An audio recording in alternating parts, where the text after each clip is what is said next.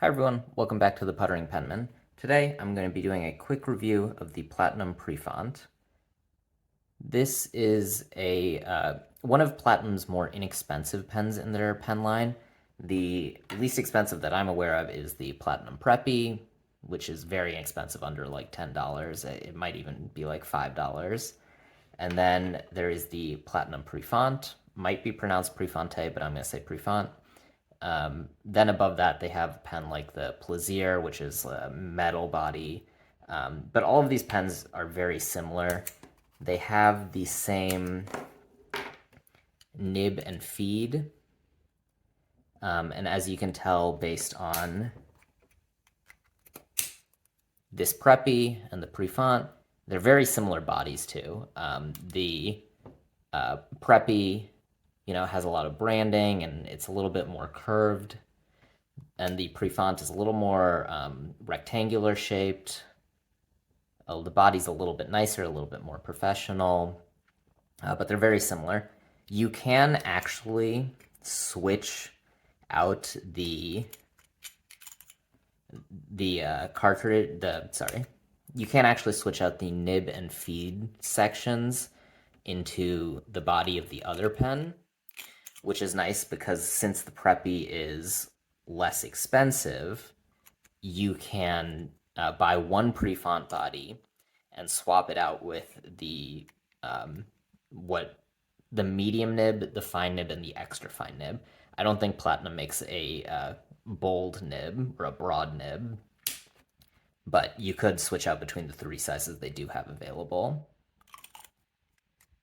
The one thing that might bug some people with that, though, is that the cap actually has the size of the nib that you bought on it. So if you do go swap the nib sizes around and say you put a extra fine in here, which is would be the O2, that might bug some people. I also believe that the Prefounte only comes in a fine and a medium. The Preppy comes in the extra fine, fine, and medium. So if you want to put an extra fine nib on the Prefounte, you will have to buy the Preppy nib and swap it on. This pen does only take Platinum cartridges and converters, which is a proprietary system. So unfortunately, you can't use standard international converters or cartridges. Can't use, other brands like Pilot or Sailor either. I don't have a lot of Platinum cartridges around. I don't have a Platinum converter anymore. I sent it off with the pen I sold before. So that's one of the things that prevents me from using this pen more. It's a good pen, primarily. I think it's good for the price. I don't think it's one of the best pens in my collection, but I bought this pen for $15, and it's a good pen for that price. I was thinking about, taking it to the office for work, to use in meetings because it looks a little nice, but also not so pretentious for being a fountain pen, that I thought it might be nice. But one thing that doesn't work so well with it is the capping and uncapping is quite loud. So I thought that might get annoying in a meeting. And I don't like to leave the nib exposed while I'm in a meeting because it might dry out a little bit. It's not a huge problem with this pen, so you might be able to get away with it, but it is just something that I tend to recap my fountain pens while using them. The pen is a good size. I would say it's a pretty average size posted. It's again, I think normal size posted. The pen is very light. It's all plastic. I do think, some people complain about cracks on their Preppies, which is expected. It's a very inexpensive pen. It will happen over, several years. The Prefounte, I think, I haven't had a crack. I bet the same thing will happen over several years. But in general, if you take care of this pen, I think it will serve you for many, many years.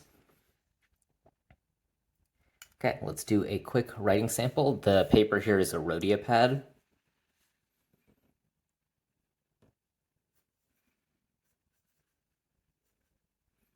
Well,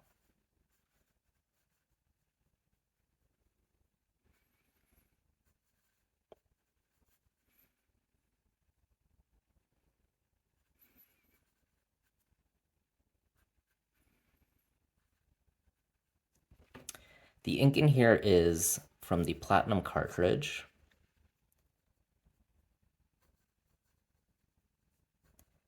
It's Platinum's blue-black ink. So as you did see, I did have a hard start here. I'm not sure if that's because I left the pen, the nib exposed a little bit while I was talking to you guys. It might also be the ink in the cartridge is a little low. I still have, I would say, close to a fourth of the ink in there, so it shouldn't be the ink level that's causing the problem. But that is one thing I have noticed with this pen. You know, Platinum has their slip and seal technology. You can see it pretty well on the Preppy here. And so their nibs are not supposed to dry out. But I actually find that the nib doesn't dry out, but when I'm going to write with it, it does take, sometimes it takes a little bit to get the ink flowing. I also find this pen extremely dry compared to most of the fountain pens I use. I prefer a wetter fountain pen, so that tends to be the type of pen I buy. And for the pens in my collection, this is on the dry side. The nib is very smooth, though.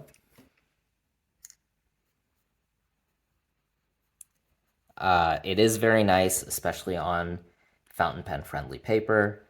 I primarily use this pen to like take to the gym with me to like write in a notebook for like what I did that day. So like I don't mind if it gets beat up a little bit or lost, but it writes well, tends to dry pretty fast. The only problem with it, in my opinion, is just that it's a little dry.